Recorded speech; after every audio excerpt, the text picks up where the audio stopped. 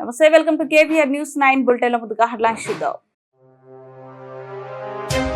చంద్రబాబు తన రాజకీయ జీవితంలో పేదల కోసం ఇచ్చిన హామీలను ఏనాడు నెరవేర్చలేదని శాసనమండలి విపక్ష నేత బొత్స సత్యనారాయణ విమర్శ. విశాఖలో పోతిన మల్లయ్యపాలెంలోని అంతర్జాతీయ క్రికెట్ స్టేడియంలో 4వ ఆంధ్ర ప్రీమియర్ లీగ్.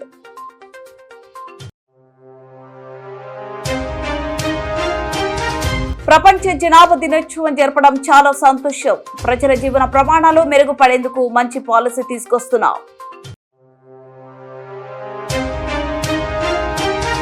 వికారాబాద్ జిల్లా కేంద్రంలో ఘనంగా ప్రొహిబిషన్ మరియు ఎక్సైజ్ స్టేషన్ ప్రారంభం. రాజకీయాల్లో విశ్వసనీయత, మాట నిలబెట్టుకోవడం అత్యంత ముఖ్యమని చంద్రబాబు తన రాజకీయ జీవితంలో పేదల కోసం ఇచ్చిన హామీలను ఏనాడు నెరవేర్చలేదని శాసనమండలి విపక్ష నేత బొత్స సత్యనారాయణ విమర్శించారు. ముఖ్యమంత్రిగా 4 సార్లు పనిచేసిన మేనిఫెస్టో హామీలను పూర్తి స్థాయిలో అమలు చేయలేదని విమర్శించారు. మద్దిలపాలెంలోని వైఎస్ఆర్ కాంగ్రెస్ పార్టీ కార్యాలయంలో విశాఖ తూర్పు నియోజకవర్గ సమన్వయకర్త మొల్లి అప్పారావు ఆధ్వర్యంలో జరిగిన విస్తృత స్థాయి సమావేశంలో బొత్స సత్యనారాయణ పార్టీ జిల్లా అధ్యక్షుడు కేకే రాజు ముఖ్య అతిథులుగా పాల్గొన్నారు. ఈ సందర్భంగా విశాఖ తూర్పు నియోజకవర్గ స్థాయిలో బాబు షూరిటీ మోసం గ్యారంటీ అనే కార్యక్రమాన్ని చంద్రబాబు మేనిఫెస్టో డౌన్లోడ్ లోగోను ప్రారంభించారు.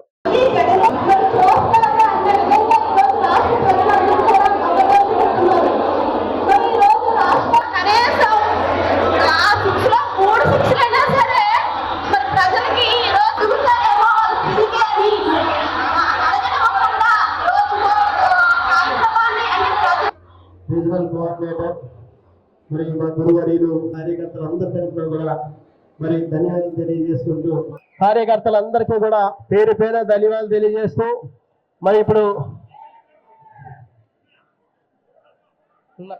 పెద్దది సురేష్ అది ఆ క్యూఆర్ కోడ్.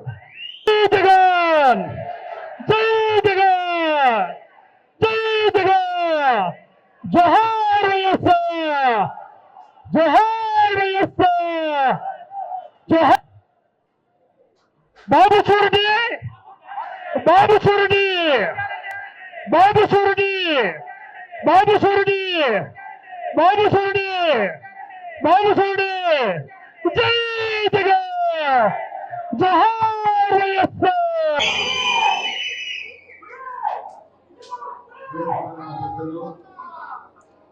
ముందుగా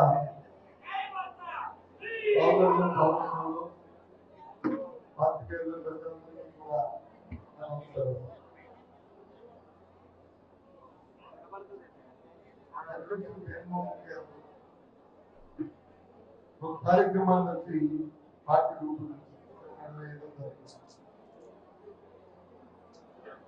దానికి ఉద్దేశాన్ని మనం జిల్లా పెట్టుకుని ఆ సమయంలో మాట్లాడుతున్నాం. ఆ తదుపరి నియోజకవర్గంలో సమావేశం చేసి నియోజకవర్గంలో ఉన్న అన్ని వార్డుల్లోనూ ప్రజలకి విషయం చెప్పాలని ఇవాళ ఈ తాలూకా నియోజకవర్గం తాలూకా సమావేశం ఏర్పడింది. ఈ నియోజకవర్గం 15 వార్డుల్లో ఉన్న వార్డు పెద్దలు, అలాగే వార్డులో ఉన్న పెద్దలు, పార్టీ పెద్దలు అందరూ కలిపి సమావేశం వచ్చారు. ఇక్కడ అందరూ కూడా క్రియాశీలకమైన కార్యకర్తలు పెద్దలు. ఇది కాకముందు ఇన్ఛార్జ్గా ఉన్న అప్పారావు కానీ జిల్లా అధ్యక్షులు అడిగారు. అలాగే వాటిలో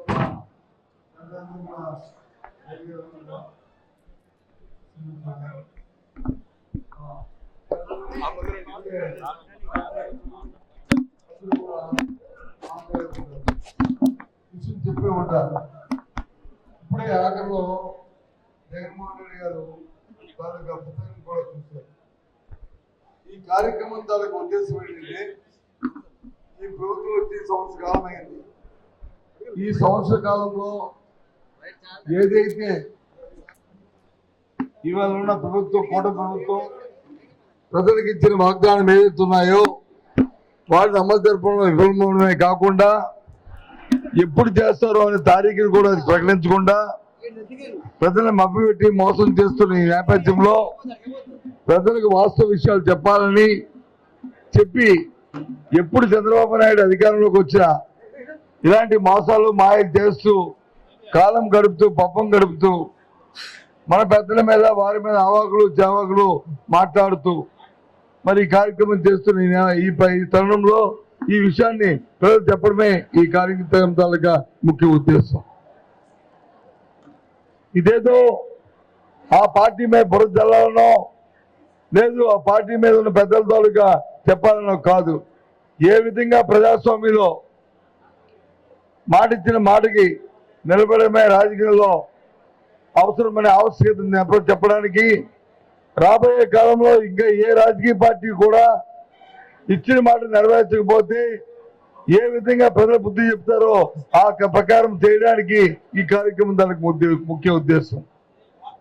చూసామంది కూడా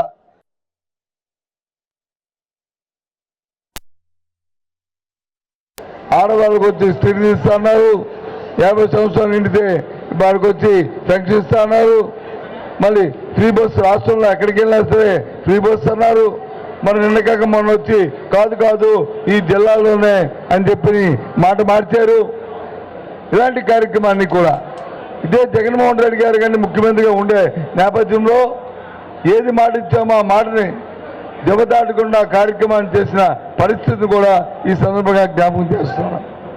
అందుకే మీ అందరూ కూడా రేపు వాటిలో ఏదైతే వాటి కమిటీ చేశామో ఆ కమిటీ పెద్దలందరూ మీకు ఇంకా ఇవాళ అదంతో పాటు వాళ్ళు ఇంకా పేపర్లు కూడా పాంప్లెట్లు కూడా ప్రింట్ చేస్తున్నారు.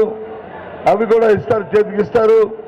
అవి కూడా ఇంటికి ఇచ్చి ఇదిగో మీకు ఇస్తారని వాగ్దానాలు, ఇదిగో మోసం చేస్తారని ఆ ప్రభుత్వం ఒత్తిడి తీసుకొచ్చి ఆ ప్రభుత్వం దాని మెడల వంచి ఏం మాట ఇచ్చారో ఆ మాటని నెరవేర్చి ప్రజలకు న్యాయం చేయవలసిన ఆవశ్యకత ప్రతిపక్షంగా మనకున్నదనే మన బాధ్యతని ఇవాళ చెప్పడానికి ఈ సభ అని చెప్పి మీకు అందరూ మనవి చేస్తాం.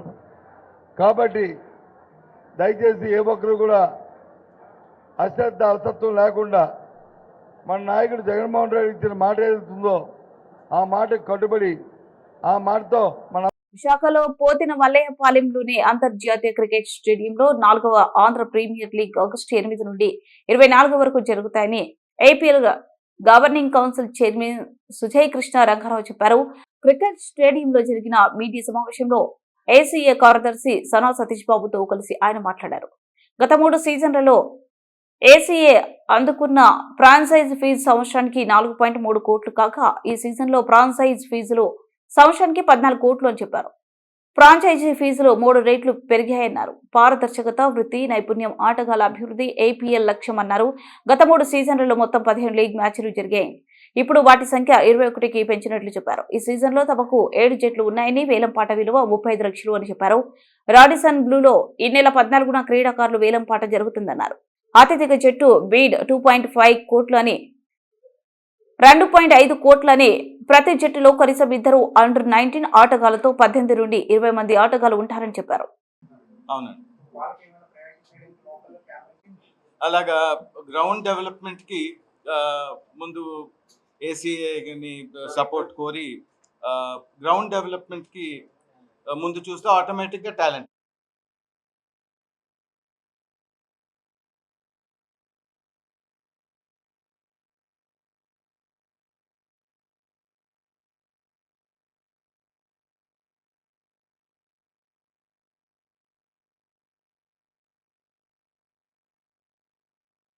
అందరికీ నమస్కారం. 2025 edition of Andhra premier league ప్రారంభించే సమయం ఆసన్నమైంది కాబట్టి ఈరోజు ముఖ్యంగా మిమ్మల్ని అందరినీ కూడా ఆహ్వానించడం జరిగింది. ముఖ్యంగా Andhra cricket association Andhra premier league ద్వారా ఏదైతే ఆంధ్రప్రదేశ్ రాష్ట్ర క్రికెట్ టీము స్టాండర్డ్స్ పెంచేదానికి, అదేవిధంగా మారుమూల ప్రాంతాల్లోని ప్రతిభావంతులు క్రీడాకారులు ఎవరైతే ఉన్నారో వారందరికీ కూడా జాతీయ స్థాయిలో గుర్తింపు వచ్చే విధంగా ఐపీఎల్ లాంటి టోర్నమెంట్లలో పాల్గొనటానికి వాళ్ళకి అవకాశాలు వచ్చే విధంగా, తద్వారా జాతీయ టీంలో స్థానం సంపాదించుకోవటానికి ప్రతి ఒక్కరిని కూడా ఏపీఎల్ ద్వారా షోకేస్ చేయడానికి ఆంధ్ర క్రికెట్ అసోసియేషన్ ఈ ఆంధ్ర ప్రీమియర్ లీగ్ని వాడుకోవటానికి ప్రయత్నిస్తుందన్న విషయం మీ అందరికీ తెలియజేస్తున్నాను. ఈసారి ఆంధ్ర ప్రీమియర్ లీగ్ బిగ్గర్గా, బెటర్గా, బోల్డర్గా చేద్దామని నిశ్చయించుకోవటం జరిగింది. ఆ ప్రకారంగానే మరి ఇప్పుడు దాకా కూడా ఫ్రాంచైజీస్ని ఇన్వైట్ చేసి ఏపీఎల్లో ఇప్పటికే వాళ్ళందరినీ కూడా ఆహ్వానించడం జరిగింది. ఆ ప్రకారంగా చాలా మంచి రెస్పాన్స్ రావటం జరిగింది. ముఖ్యంగా గతంలో 6 ఫ్రాంచైజీలతోని ఏపీఎల్ నడిచింది. ఈసారి రెస్పాన్స్ అధికంగా ఉండటం వల్ల ఇంకా పెద్ద ఎత్తున చేద్దామన్న ఆలోచనతో 7 ఫ్రాంచైజీస్కి అది పెంపొందించడం జరిగింది. అదేవిధంగా గతంలో ఏదైతే ఫ్రాంచైజ్ ఫీజు సంవత్సరానికి ఉండేదో 75 లక్షలు మినిమంగా పెట్టుకొని అది సుమారు యావరేజ్న 2 కోట్ల పైగా ఈసారి రావటం జరిగిందంటే సుమారు 3 రెట్లు రావటం జరిగిందనే విషయం తెలియజేస్తున్నాను. అదేవిధంగా ముఖ్యంగా ప్లేయర్స్ని దృష్టిలో పెట్టుకొని ప్లేయర్స్ని ఐడెంటిఫై చేయటమే ధ్యేయంగా ఏపీఎల్ పనిచేస్తుంది. కాబట్టి ఏదైతే టాలెంట్ పూల్ ఉందో, ప్లేయర్స్ పూల్ ఉందో, అది గతంలో సుమారు 430 మంది ఉంటే దాన్ని ఈసారి ఆ పూల్ని 520కి పెంచడం జరిగిందనే విషయం కూడా తెలియజేస్తున్నాను. ఈ 520 ప్లేయర్స్ని 4 కేటగిరీలుగా విడగొట్టడం జరిగింది. ఒకటి మార్కీ కేటగిరీ, అంటే ఇప్పటికే జాతీయ స్థాయిలో ఒక గుర్తింపు పొందిన ప్లేయర్స్ని మార్కీ కేటగిరీలోని సుమారు 9 మందిని ఆ కేటగిరీలో పెట్టడం జరిగింది. అదేవిధంగా గ్రేడ్ ఏ కింద 21 ప్లేయర్స్ని తీసుకోవటం జరిగింది. అదేవిధంగా గ్రేడ్ బిలోని 112 మందిని తీసుకోవటం జరిగింది. అలాగే గ్రేడ్ సిలో 378 మందిని తీసుకోవటం జరిగింది. ఇదే కాకుండా మరి యంగ్స్టర్స్కి ఛాన్స్ ఇవ్వాలి. మరి మొన్న ఐపీఎల్ తీసుకుంటే సూర్యవంశీ లాంటి యంగ్స్టర్స్ ఏ విధంగా అతి చిన్న వయసులోనే పర్ఫామ్ చేశారో మనం అందరం కూడా చూడటం జరిగింది. అవన్నీ దృష్టిలో పెట్టుకొని మరి 2 అండర్-19 ప్లేయర్స్ని కంపల్సరీగా టీంలో ఉండే విధంగా, అదేవిధంగా అండర్-16 ప్లేయర్స్ని కూడా గతంలో వాళ్ళకి అవకాశం ఉండేది కాదు. ఇప్పుడు స్టేట్ లెవెల్లోని అండర్-16 ప్లేయర్స్ ఎవరైనా రిప్రజెంట్ చేసి ఉంటే వాళ్ళకి కూడా అవకాశం ఇచ్చే విధంగా తీసుకోవటం జరిగింది.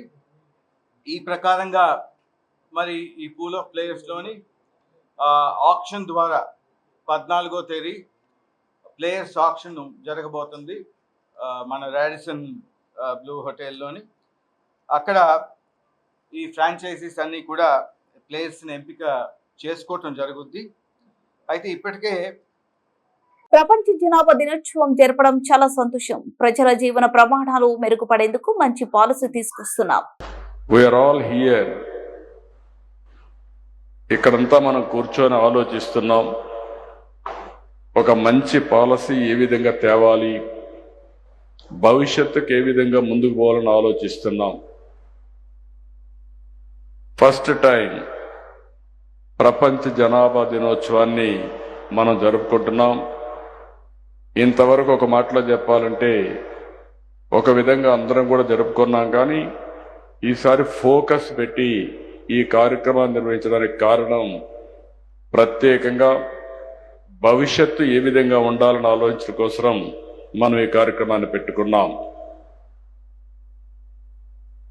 1989 జూలై 11న ప్రపంచ జనాభా 5 బిలియన్లు అంటే 500 కోట్లకు చేరుకున్న సందర్భంగా ఐక్యరాజ్య సమితి జూలై 11వ తేదీన వరల్డ్ పాపులేషన్ డేగా ప్రకటించారు. ఆ రోజు ముఖ్యమైన ఉద్దేశం జనాభా సమస్యని, సవాళ్లను చర్చించడానికి, పరిష్కారాలు చూపడానికి, మన భవిష్యత్తు అందించడానికి ఐక్యరాజ్య సమితి ప్రపంచ జనాభా దినోత్సవాన్ని నిర్వహించారు. ఈ సంవత్సరం థీమ్ చూస్తే empowering young people to create the families they want in a fair and hopeful world అనే సబ్జెక్ట్ మీద ఈ సంవత్సరం ఈ జనాభా దినోత్సవం జరుపుకుంటున్నాం. వికారాబాద్ జిల్లా కేంద్రంలో శివారెడ్డిపేట దగ్గర ప్రొహిబిషన్ మరియు ఎక్సైజ్ స్టేషన్ ను ఘనంగా ప్రారంభించారు. ఈ కార్యక్రమంలో మంత్రి జూపల్లి కృష్ణారావు, స్పీకర్ గడ్డం ప్రసాద్ కుమార్, పార్లమెంట్ సభ్యుడు కొండ విశ్వేశ్వరరెడ్డి, ఎమ్మెల్యే కాళ యాదయ్య, మాజీ మంత్రి మహేందర్ రెడ్డి, జిల్లా కలెక్టర్ మరియు వికారాబాద్ పట్టణ కాంగ్రెస్ పార్టీ నాయకులు పాల్గొన్నారు. మంత్రి జూపల్లి కృష్ణారావు మాట్లాడుతూ రాష్ట్రంలోనే ప్రతి గ్రామం, ప్రతి పట్టణం పచ్చదనంతో నిండాలి. తన ఈత చెట్లు, వన సంపద అవి పర్యావరణానికి రక్షణ కల్పిస్తాయి.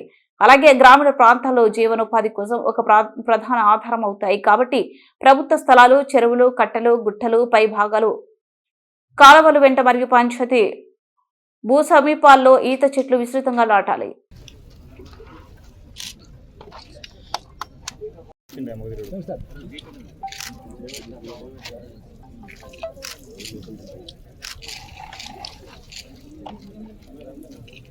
కనీసం 5 ఎకరాలు 10 ఎకరాలు ఈ యొక్క ఈత చెట్ల పంపిణీ చేసే పరిస్థితి రావాలి. దానికి మా వంతు ప్రయత్నం చేసే కార్యక్రమం ముఖ్యమంత్రి గారు సంప్రదించే ప్రయత్నం చేస్తాం.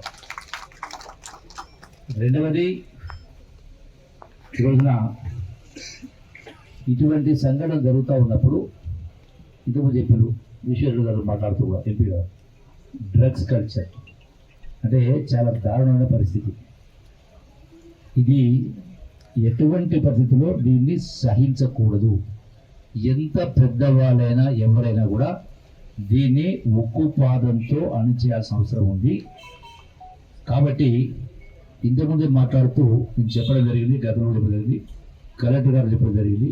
ఈ వికారాబాద్ జిల్లా సంబంధించి అంటే రాష్ట్ర మొత్తంలో సమీక్ష పెట్టే కాదేసి ఇప్పటిదాకా ఎక్కడైతే గంజాయి కావచ్చు, ఇతర డ్రగ్స్ కావచ్చు, ఎక్కడైతే ఇవి మనకు దొరికి కొంత కేసులు పెట్టడం జరిగిందో, కేసులు పెట్టి రిమాండ్ చేసి చేతులు దులుపుకోవడం కాదు, ఆ సోర్స్ ఎక్కడి నుంచి దాని లింకు ఎక్కడ దాకుంది, దేశంలో ఉందా, అంతర్జాతీయంలో వస్తూ ఉందా, ఎక్కడ ఉన్నా ఆ మొదటి నుంచి ఎక్కడ ఏ రాష్ట్రం నుంచి వస్తూ ఉన్నా అక్కడి దాకా వెళ్ళి ఎక్సైజ్ సిబ్బందితో పాటుగా పోలీస్ సహకారంతో అవసరమైతే ఇతర రాష్ట్రాలకు సంబంధించినటువంటి అధిక ఉన్నతాలను సంప్రదించి వాళ్ళని తీసుకొచ్చి వాళ్ళని శిక్షించే కార్యక్రమం చేస్తే తప్ప ఇది తగ్గదు.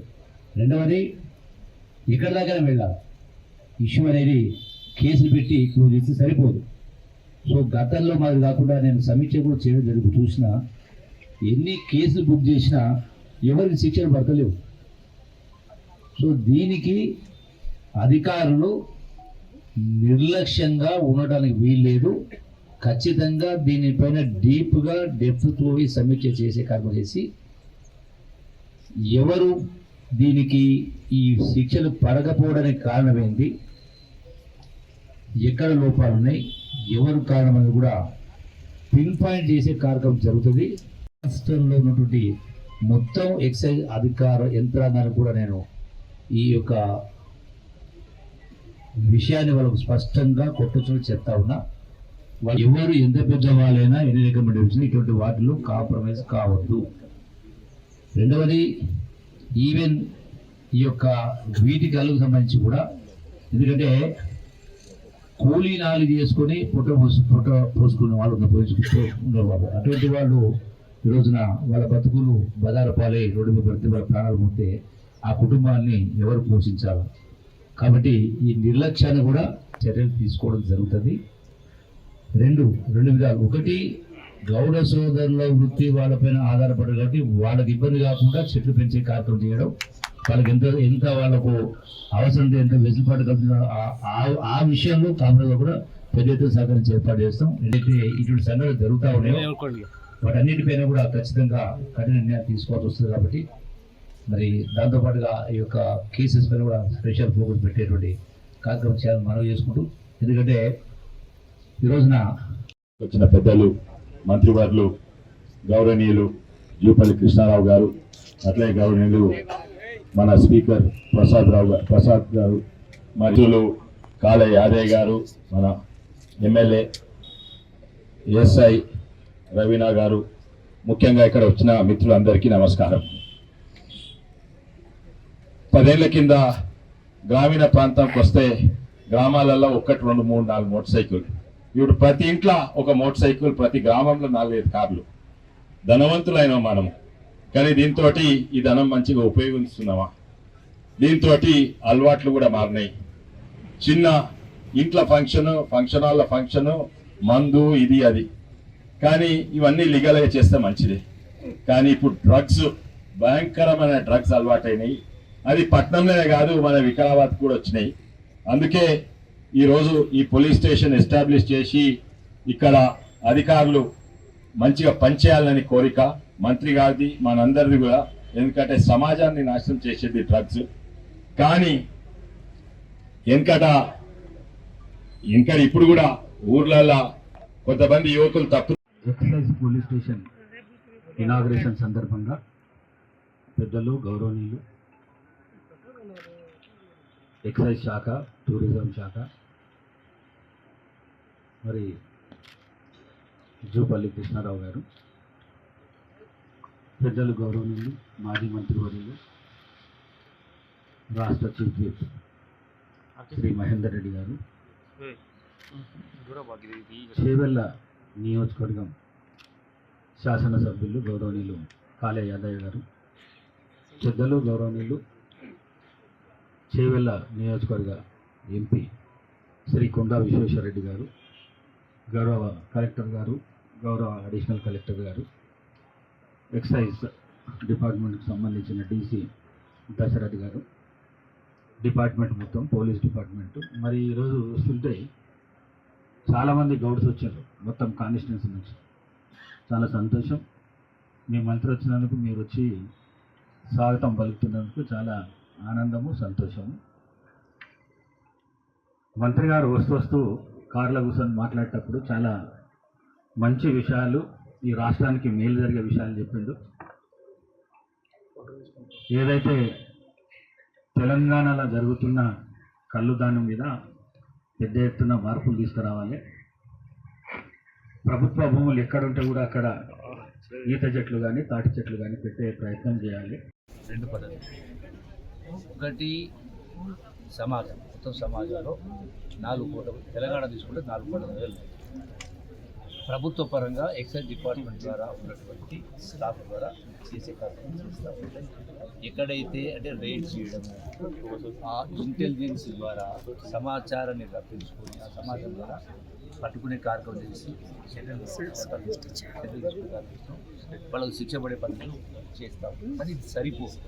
సేమ్ టైము సమాజంలో కూడా ప్రధానంగా సమాజంలో నుండి వ్యక్తులు కావచ్చు, సంఘాలు కావచ్చు, తల్లిదండ్రులు కావచ్చు, మన పిల్లల్ని మనం కొంత అంటే విద్య ద్వారా, ఎడ్యుకేషన్ ద్వారా మోటివేషన్ ద్వారా ఇటువంటి డ్రగ్స్ బారిన పడకుండా చర్య తీసుకోవాలనేది ఆ స్థాయిలో ఒక పరివర్తన వచ్చే విధంగా చేయాలని ప్రయత్నం చేయాల్సిన అవసరం ఉంది. అట్లాగే ఒక ఉద్యమ రూపం సంతరించుకోవాల్సి వస్తుంది. చాలా రుగ్మతలు ఉన్నాయి. డ్రగ్స్ కావచ్చు, ఇతరత్ర కావచ్చు, దుర్ఘటనలు కావచ్చు, సంఘటనలు కావచ్చు, రకరకాలు చూస్తూ ఉన్నాం. గెట్టు పంచాయతీ, పొలం పనుల కోసం, సెంటు కుంట కోసం, అన్నం కొట్టాడు, రకరకాలు జరుగుతూ ఉన్నాయి. అంటే ఈ అన్ని రుగ్మతలను పోగొట్టడం కోసం ఒక ఉద్యమ రూపం, సామాజిక ఉద్యమ రూపం సంతరించుకోవాల్సిన అవసరం ఉంది. అంటే దాని ద్వారా ఎక్కువ ఫలితం వచ్చే అవకాశం ఉంది. ఎంత చేసినా కూడా లిమిటెడ్ వ్యవస్థ ఎంప్లాయీస్ అనేది. సో కేవలం ఎంప్లాయీ ద్వారా సాధ్యం కాదు. ఇది ఎంప్లాయీస్ ఎంత చేయాలో చేస్తాం, 100% స్పెషల్ ఫోకస్ పెట్టి చేస్తాం. దీంతో పాటుగా మా కల్చరల్ డిపార్ట్మెంట్ ద్వారా, అంటే కల్చరల్ శాఖ ద్వారా, కల్చర్ అంటే ఆటపాటనికి కాదు, కల్చర్ అంటే సంస్కృతి అంటే జీవన విధానం. సో ఆ జీవన విధానం అనేది ధ్వంసమైంది కాబట్టి దీన్ని గ్రామీణ స్థాయి నుంచి, గల్లీ నుంచి, విద్యా సంస్థల ద్వారా మొత్తం సమాజాన్ని కదిలించే పద్ధతిలో, ఎట్లయితే తెలంగాణ రాష్ట్రం రావాలన్నా, ఆనాడు భారతదేశం స్వాతంత్రం రావాలన్నా, తెలంగాణ రావాలన్నా యావత్ సమాజం సంఘటనలో ఇటువంటి రుగ్మతలను కూడా రూపమావాలంటే అటువంటి ఉద్యమ రూపం సంతరించుకునే పద్ధతిలో కల్చరల్ డిపార్ట్మెంట్ ద్వారా ఆ ఏర్పాటు కూడా కొనసాగిస్తాను. దానికోసమే ఒక బులెటిన్ ముగించే ముందు హెడ్లైన్స్ మరోసారి. చంద్రబాబు తన రాజకీయ జీవితంలో పేదల కోసం ఇచ్చిన హామీలను ఏనాడు నెరవేర్చలేదని శాసనమండలి విపక్ష నేత బోస సత్యనారాయణ విమర్శ. విశాఖలో పోతిన మల్లయ్యపాలెంలోని అంతర్జాతీయ క్రికెట్ స్టేడియంలో 4వ ఆంధ్ర ప్రీమియర్ లీగ్.